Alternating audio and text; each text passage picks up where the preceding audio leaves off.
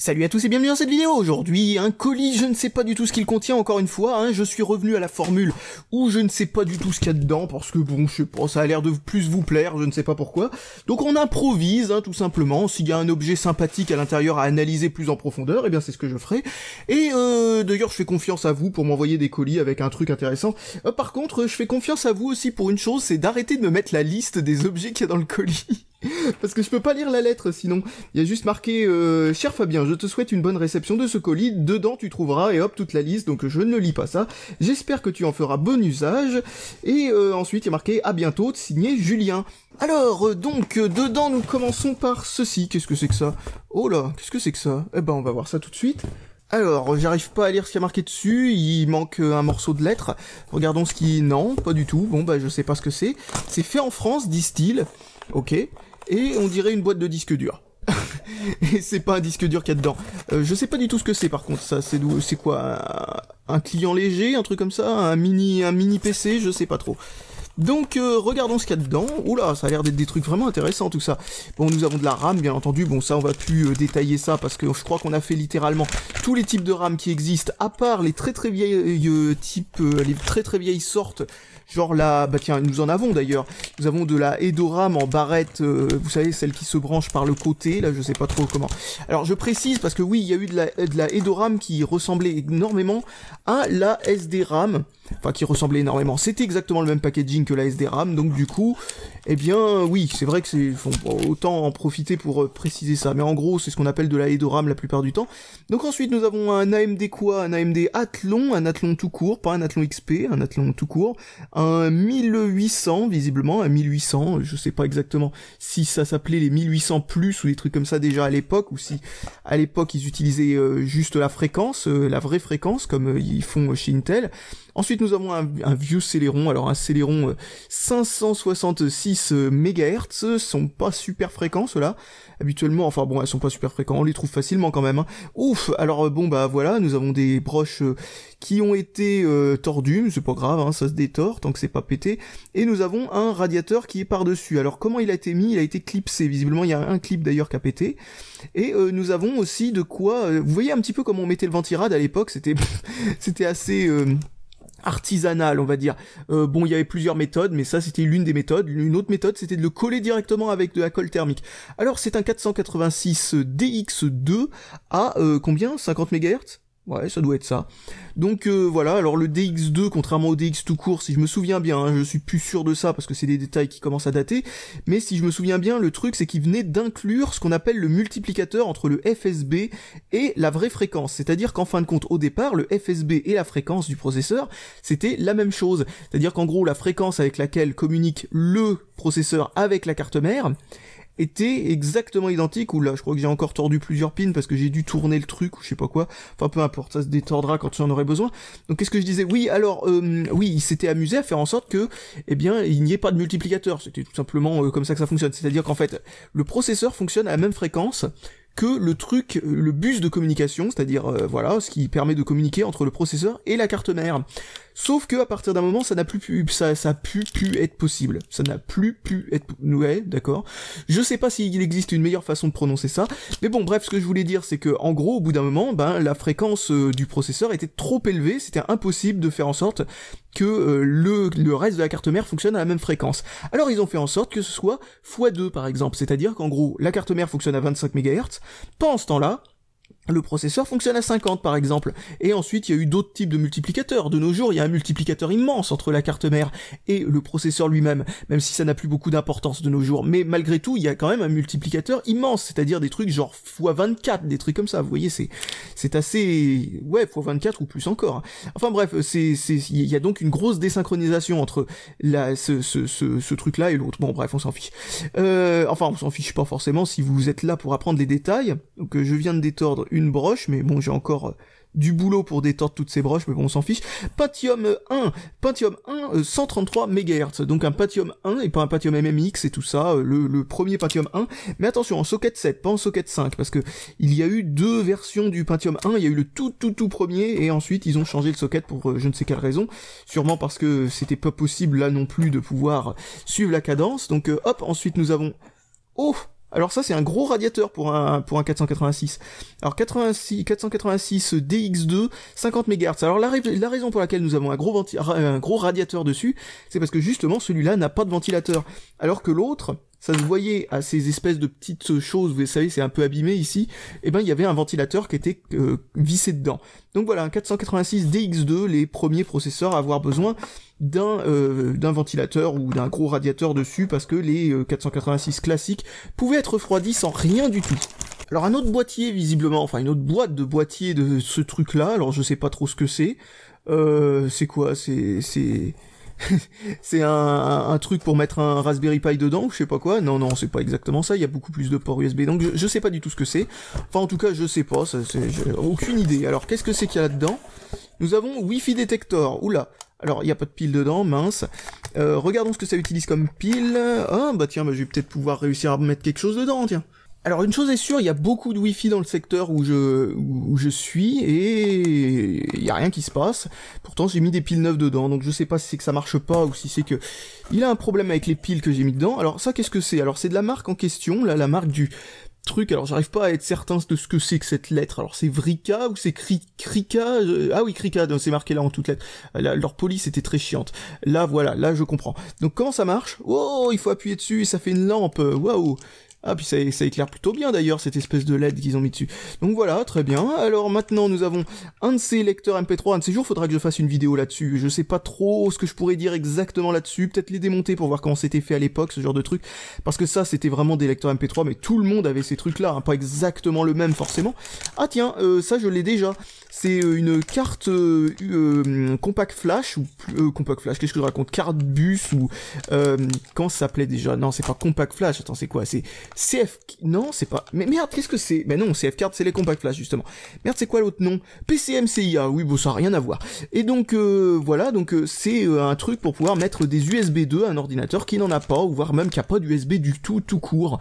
Parce que j'ai exactement la même, mais c'est compatible avec de très très vieux ordinateurs qui ont genre l'USB 1.1, voire même qui n'en ont pas du tout. Donc, ensuite, nous avons... Oh là, alors qu'est-ce que c'est que ça? Alors là, je sens la petite carte RAID. Oh là là, oui, il y a marqué SATA Expander. Bon, bah si ça se trouve, ça fait pas le RAID, mais vu qu'il y a un composant qui est refroidi, etc. dessus, ça souvent ça veut dire attention, composant RAID pourri. Donc, enfin pas forcément pourri, mais enfin bon, en tout cas. Vu que j'arrive pas à voir par qui ça a été fait et qu'il n'y a pas marqué Adaptec en gros ou ce genre de truc, ça sent le truc que je ne sais pas du tout ce que ça vaut, quoi, en fait. Donc attendez, je regarde un petit peu, mais j'arrive... Non, il y a rien qui me permette de connaître la marque dessus, à moins que ce soit marqué de l'autre côté. Non, rien du tout. Bon, bah tant pis. Donc en tout cas, c'est un truc pour rajouter du Serialata dedans, mais attendez une seconde. Je viens de réaliser un truc. Oh non! Mais qu'est-ce que c'est que ça? Mais comment ça marche? Non, c'est pas du tout une carte RAID. Attendez, ça c'est à cause du papier du truc antistatique avec les agrafes dedans, j'avais pas envie de l'ouvrir. Donc j'avais pas vu... Excusez pour le bruit que ça a fait dans le micro, j'avais pas vu la subtilité. Où est le port PCI? Et où est le port PCI ou PCI Express? Là il y a marqué SATA IN, donc on fait rentrer du SATA là-dedans. On branche ça à l'alimentation. Ça, je suppose que ça doit servir à quelque chose en particulier. Je sais pas, avoir des SATA qui partent là, plus de l'autre. Enfin, je sais pas. Attendez, il faut que je regarde. Non, j'en ai aucune idée de à quoi servent ces deux pins machin chouette là, des petits headers qui sont là. Là, il y a deux trucs qui sont pas peuplés. Je sais pas du tout à quoi ça sert non plus. Et ensuite, ça transforme ce Serialata en 5. Mais comment ça marche ça? Comment ça marche? Ça combine tout et ça t'en fait un seul? Alors, parce que je vois que comme ça, parce que sinon, le Serialata est pas capable de se multiplier en plusieurs ports. Ça, c'est clair, il n'en est pas capable. Donc du coup, ça veut dire que vous mettez un truc ici, vous mettez 5 disques durs, ça fait un RAID 5, je sais pas. Enfin, je sais, ça c'est peut-être pas la configuration, j'en sais rien. Parce que il y a marqué J dessus et pas autre chose. Et J, ça veut souvent dire jumper. Donc si ça se trouve, ça doit se configurer avec des jumpers. Et ensuite, ça te fait un très mauvais RAID hardware, et avec un câble qui au lieu de rester à l'intérieur du PC, sort et re-rentre. Ça, c'est vraiment n'importe quoi. Ils auraient pu mettre un duplicata de ce port-là, à cet endroit-là, parce que... pourquoi avoir mis un port external Serialata? Je ne sais pas. Enfin, oui, ils auraient dû mettre les deux, quoi, tout simplement. Donc, je cherche encore un petit peu ce qu'il pourrait y avoir, parce que peut-être que l'un de ces trucs-là est un... Mais non, ce n'en est pas un. Oh, je comprends rien. Ah ouais, non mais alors là, et puis la façon que c'est que les labels sont faits, c'est nul. Il y a J1, J3, ensuite il y a J4, J5 ici, et ensuite ça part à J6, J7, donc c'est même pas J comme Jumper. Ça veut dire quoi ça? Mon Dieu. Et où est J2? C'est lui J2? Ah oui, J2 c'est le truc d'entrée, donc c'est même pas mis dans l'ordre. Oh, aïe, aïe. Je mets ça de côté, c'est n'importe quoi, je sais même pas si la personne qui m'a envoyé ça a réussi à le faire fonctionner, parce que j'ai déjà eu des exemples d'objets de ce genre-là, où en gros on se dit « Ah mon Dieu, ça a l'air bien !» Et puis tu l'achètes et t'arrives pas à le faire fonctionner, tu comprends rien. Donc ensuite nous avons un petit boîtier, un Intel NUC quelque chose, ou oui NUC, je sais pas trop comment on est censé prononcer ça, c'est les petits PC de chez Intel et tout. Bah visiblement la personne qui m'a envoyé tout ça aime beaucoup ce genre de petite machine, parce que bah c'est la... Ah oui, ça fait le jingle d'Intel quand tu l'ouvres. Ça, c'est amusant, ça. Enfin, je disais, la personne où est-ce qu'ils ont mis le petit détecteur? Ah, il est ici. Oh, c'est rigolo, ça. Alors là, franchement, ils ont fait des trucs bizarres, hein, chez Intel pour ça. Et donc, dedans, il n'y a pas du tout, bien entendu, le truc en question, hein, parce qu'il doit s'en servir. Mais dedans, par contre, c'était marrant de me mettre la boîte, parce que franchement, la boîte, je m'attendais pas au petit truc... Je m'attendais pas du tout au capteur pour que ça fasse ce jingle d'Intel. Ça fait très désuet en plus, ça fait très... ça fait très... Oh mais, s'il te plaît, stop. Ça fait très années, je sais pas, 80, ce genre d'attention, 80-90. Donc, oh tiens, je l'ai pas celui-là avec le joystick et tout. Donc c'est encore un... Enfin, encore un... bah c'est parce qu'on en a déjà vu, hein. Mais donc c'est un, donc, HP... iPac, je sais pas du tout comment on est censé prononcer ça, enfin iPac si on prononce ça comme chez Apple, et donc Pocket PC et tout le bazar, c'est donc tout simplement une sorte de petit PDA de l'époque de Windows CE, de l'époque de Windows Pocket et tout ça, fourni avec tous ces petits accessoires. En plus ça rentre bien dans la boîte, qui n'est pas la boîte d'origine, mais ça marche, avec un chargeur de chez Delta Electronics, pas mal du tout.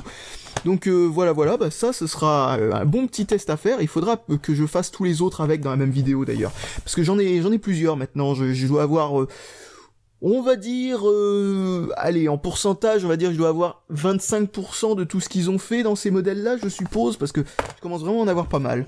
Alors ensuite, nous avons un colis qui vient de Paul, et si vous le connaissez pas, c'est tout simplement une personne qui faisait des vidéos avec moi et qui en refera sûrement un de ces jours, une fois de temps en temps, je ne sais pas, on verra bien. Bon voilà, c'est mon meilleur ami en fait, hein, tout simplement. Et donc, qu'est-ce que je voulais dire? Oui, bah il m'a envoyé quelques trucs parce qu'il habite relativement loin, alors du coup il m'a envoyé quelques trucs par la poste. Et donc, qu'est-ce qu'il y a là-dedans? Oui, Sport Bracelet, c'est-à-dire tout simplement une de ces smartwatches toutes pourries. Et cette fois-ci une sorte de copie de comment ça s'appelle déjà, le Mi Band. Et mon Dieu, j'ai hâte de voir ce que ça va donner. Donc je garde ça dans un coin. Hop, voilà. Ensuite, il m'a mis une lettre avec. Alors, je sais pas ce qu'il a marqué dedans, aucune idée. Alors, il me dit « Salut Fabien, je t'envoie un de mes cadeaux empoisonnés comme tu les aimes. Il s'agit d'un bracelet connecté tactile, ce qui est un bien grand mot au vu du produit. Je suppose que c'est parce qu'en fait, tactile, ça veut dire tout simplement qu'il y a qu'une seule zone tactile en tout, il suffit juste de le toucher. En fait, c'est un bouton tactile, c'est pas tactile. Enfin, je suppose. Hein. Que l'on m'a offert, n'en ayant aucune utilité, je préfère te l'envoyer pour une hypothétique vidéo. Ce bracelet notifie la réception des SMS et les appels, fait podomètre, et chose rare, te donne la distance parcourue en mètres et non en pas. Il fait d'autres trucs, mais qu'est-ce qu'il raconte? Mais tu n'auras qu'à lire le mode d'emploi. Le mode d'emploi. Attends, je vais regarder à quoi ressemble le mode d'emploi d'ailleurs là-dedans. Alors, donc, le mode d'emploi. Alors, si vous savez pas d'où ça vient, la référence du mode d'emploi sans le L, en fait, c'est par rapport à Hotel Mario, en fait. Donc, nous avons un petit mode d'emploi dedans qui est écrit tout en anglais d'ailleurs, pas de français a priori, hein. Non, il y en a pas. Non, il y a pas de français. Donc si ça a été acheté en France, ça, je sais pas si c'est totalement légal de vendre un truc sans mode d'emploi.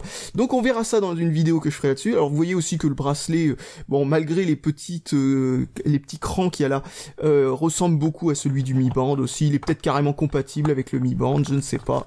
Enfin, le Mi Band 1 ou 2, hein, peu importe. Hein, je pense que c'est le même bracelet. Je suis pas sûr. Hein, ça, il faudra me confirmer ça. Donc ensuite, qu'est-ce qu'il disait d'autre? Ah oui, il dit chez moi cette merde fonctionne mal et entre en conflit avec certaines de mes applications installées sur mon téléphone. Cela les rend inutilisables et fait nawak. Bon test, ton ami détestable pour ses cadeaux pourris. Voilà ce que Paul m'a dit là-dedans. Et attention, il m'a, comment dire, on va dire que c'est 2 colis en un, parce que ensuite il m'a envoyé, mais très peu de temps après, hein, je sais plus exactement, un deuxième colis qui lui, cette fois-ci, contient son disque dur qui est tombé en panne. Et qu'est-ce qu'il marque d'autre? Ah oui, et ensuite... Ah oui, alors il y a marqué le thé est un petit cadeau, de quoi accompagner tes repas. Parce qu'il m'a aussi mis un petit quelque chose en plus. Donc un disque dur qui est tombé en panne, je vous montre ça après, mais ensuite nous avons du thé what? Je sais pas comment ça se prononce. Bon, donc thé vert japonais au riz grillé. Donc voilà, c'est un truc traditionnel et que je ne connais pas du tout.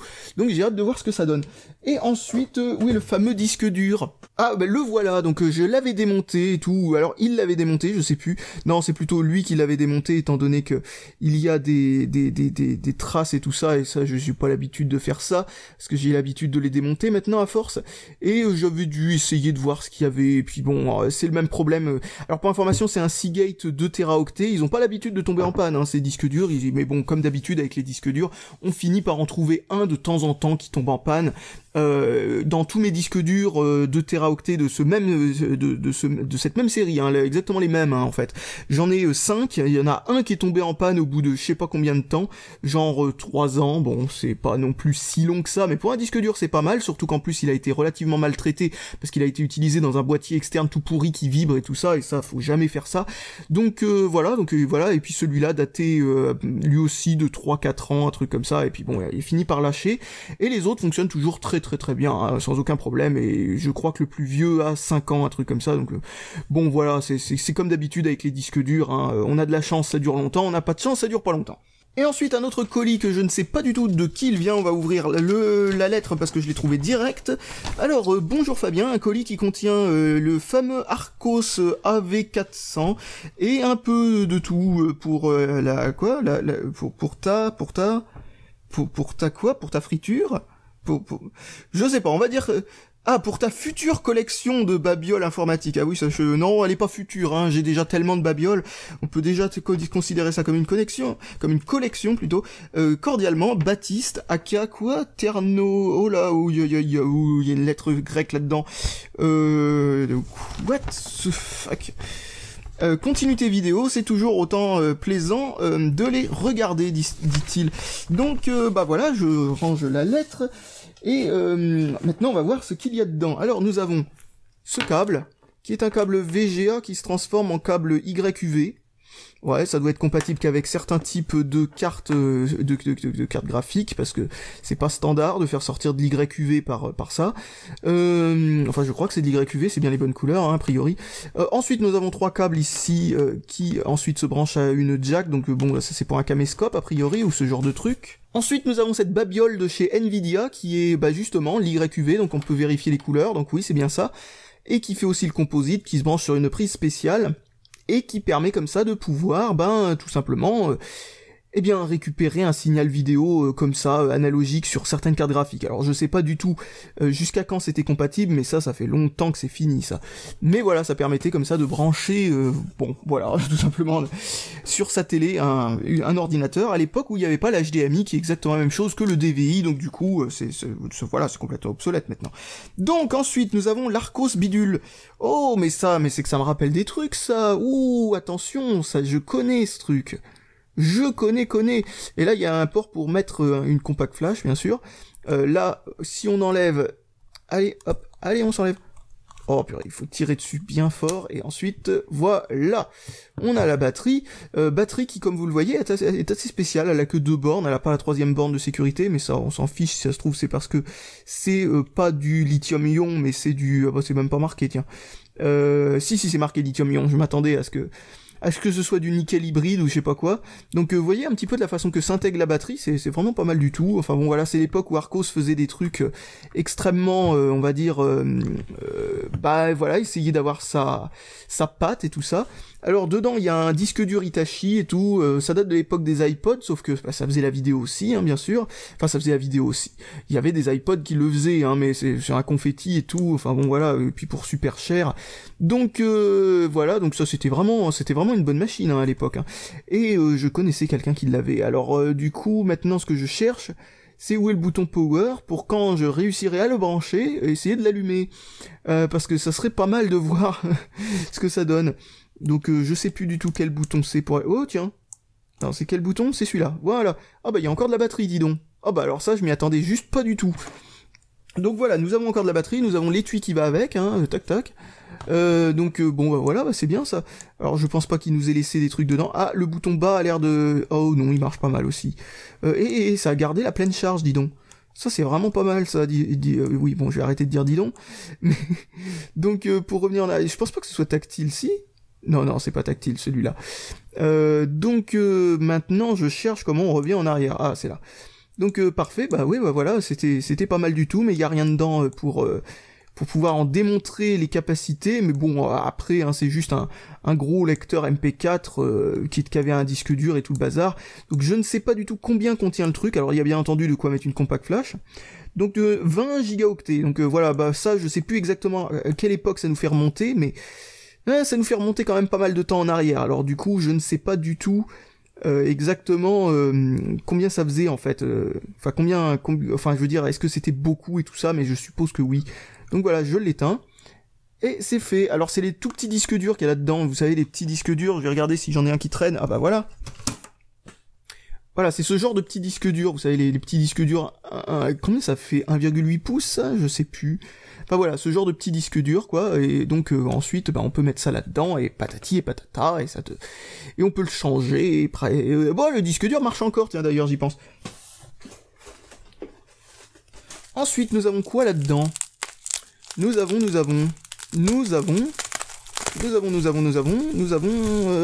barrette de RAM, 2 barrettes de RAM. Oh, ça sent la DDR2. Donc nous avons une barrette là, ouais, je sais pas du tout si c'est de la DDR2, hein, je dis ça au pif, mais oups. Mais bon, a priori, enfin quand je vois ça, moi je pense à DDR2, donc 1 gigaoctet, oui, c'est cohérent.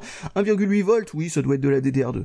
Donc voilà, ensuite nous avons ça, qui est encore de la DDR2, bah tiens, bah voilà, bon, on pourra savoir tout de suite si c'est de la DDR2, alors, hop, voilà, l'ergot est au même endroit, c'est de la DDR2. Parce que la DDR2 et la DDR3, la seule chose qui change, c'est qu'ils ont légèrement déplacé le détrompeur, et alors ça, franchement, c'est chiant que ce soit juste légèrement déplacé. J'aurais bien aimé que ce soit déplacé un max, comme ça, au moins, c'est facile à voir la différence.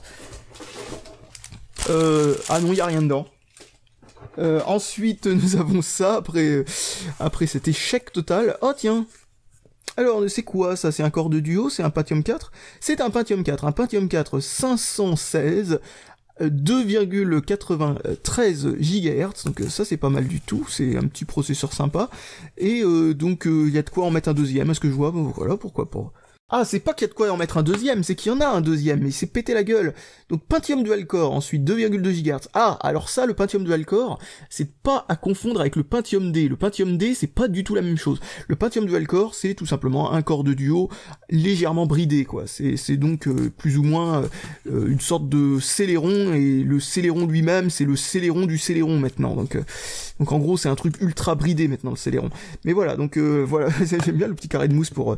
Alors ceux-là, ils ont pas de pin, alors du coup ils sont relativement peu fragiles, c'est pas la peine de les emballer à ce point bien, mais c'est pas mal quand même de penser à faire ça, c'est une délicate attention.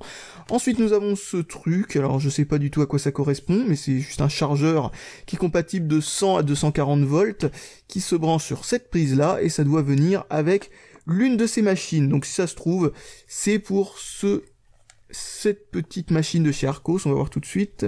Oui, ça a l'air d'être ça, donc si on regarde les tensions dessus, si c'est marqué, j'espère que c'est marqué, si on regarde les tensions dessus, a priori, on devrait remarquer que bah ça correspond. 5 volts, oui d'accord, bon, c'est comme l'USB quoi. Et ensuite, nous avons un truc comme ça, oh bah tiens, bah alors ça, c'est donc, oui, AV out et line in, c'est-à-dire l'entrée son et la sortie vidéo. Alors c'est bizarre qu'ils aient utilisé des prises aussi bizarres pour ça, mais pourquoi pas.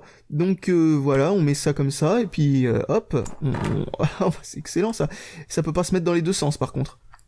Ah ouais, non, ça peut pas se mettre dans les deux sens. Je sais pas ce qui empêche que ça rentre dans les deux sens, mais il doit y avoir un truc, genre par exemple c'est légèrement décalé par rapport à la prise jack. Ouais, c'est ça, c'est légèrement plus vers dans un sens que dans l'autre.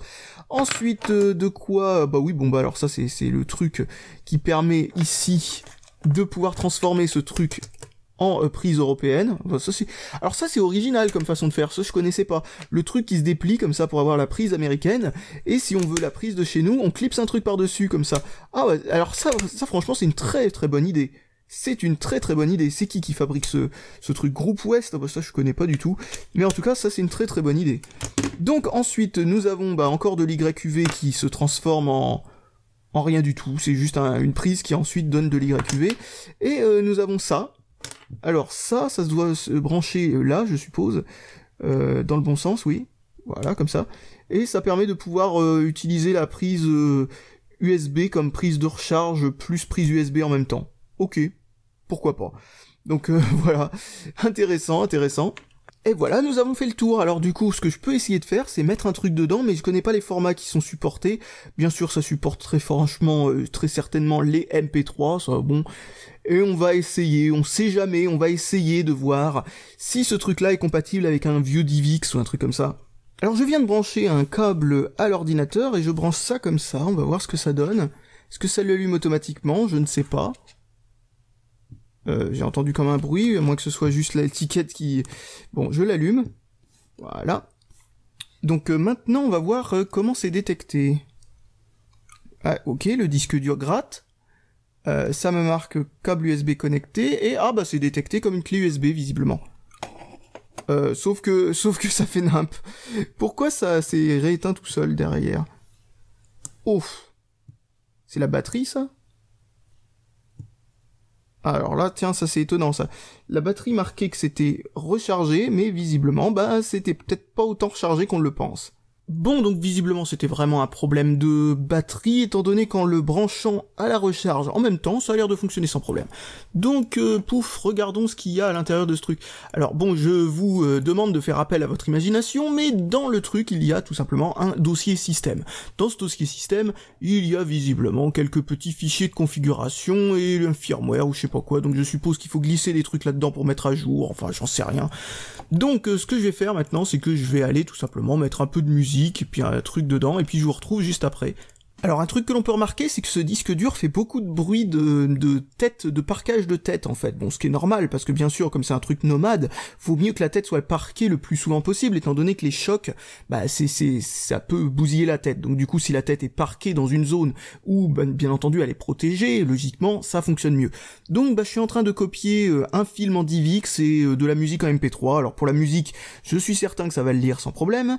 Alors vous voyez aussi le voyant d'activité du disque dur, là, qui est à fond, et pour le DivX, on verra bien ce que ça donne, hein. En tout cas, si ça arrive à lire le DivX, c'est une machine qui était vraiment pas mal pour l'époque, hein, parce que il y avait pas grand chose qui arrivait, hein.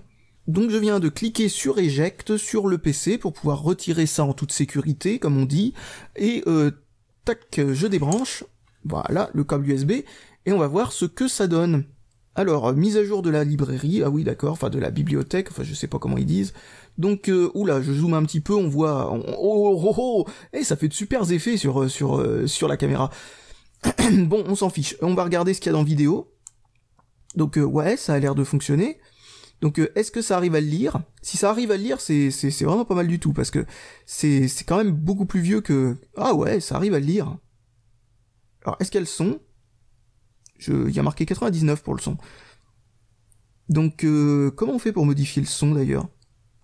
Non, c'est pas comme ça. Gauche-droite permettrait certainement de faire des avances rapides, en effet. Alors, Ah oui, c'est bien au bas, mais c'est que c'est 99 le maximum et pas 100, il voulait pas mettre un troisième caractère.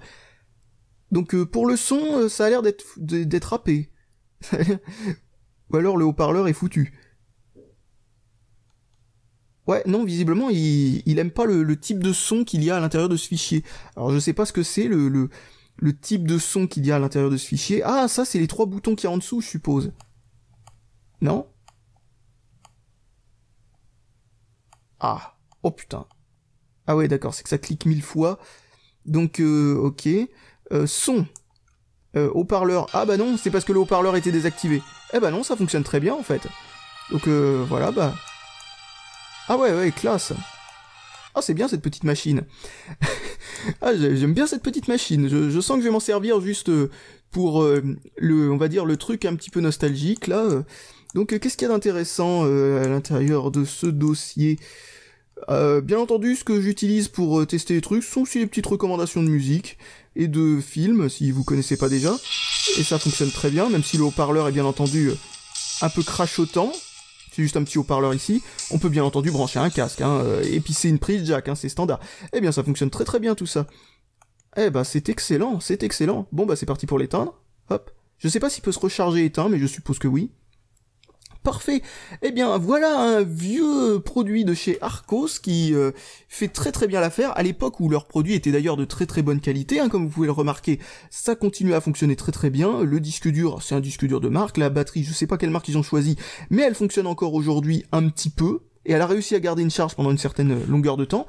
Comme vous voyez, le hardware qui est à l'intérieur est vraiment vraiment bon. Je vais dézoomer parce qu'on voit rien.